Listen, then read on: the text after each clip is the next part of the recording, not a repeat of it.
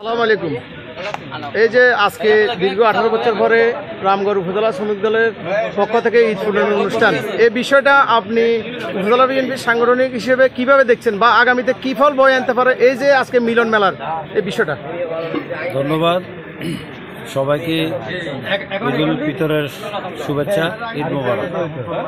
আজকে আমরা উপজেলা শ্রমিক দলের পক্ষ থেকে যে ঈদ পুনর্মিলন অনুষ্ঠানে উপস্থিত হতে পেরে আমি নিজেকেই ধন্য মনে করছি।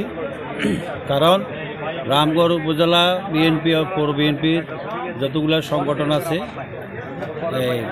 আমি মনে করি এখন পর্যন্ত যে উপজেলা শ্রমিক দল যেভাবে তারা সংগঠনকে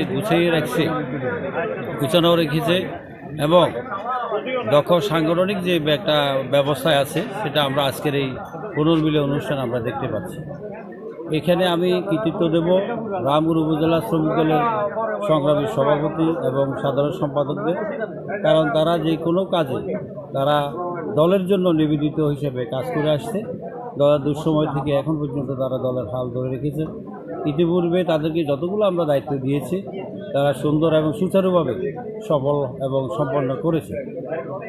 এখন যে আমাদের এই যে শ্রমিক দলের যে কর্মকাণ্ড নিয়ে আমরা দল সন্তুষ্ট এবং আগামীতে এই শ্রমিক দলের কর্মকাণ্ডে আমরা আগামী জাতীয় সংসদ নির্বাচনে আমার দলের প্রিয় নেতা জনাব ওয়াদুদ ভূঁইয়ার হাতকে শক্তিশালী করার জন্য আজকের অনুষ্ঠানটা যথেষ্ট ভূমিকা নেবে।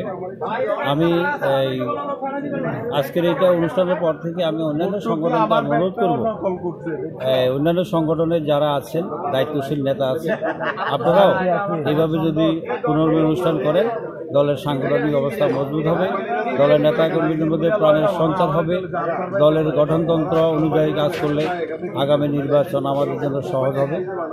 এই সর্বোপরি শেষে আমি উপজেলা বিএনপির পক্ষ থেকে উপজেলা শ্রমিক দলের সকল নেতৃবৃন্দকে আমি আন্তরিক মোবারকবাদ জানাচ্ছি। আসসালামু আলাইকুম।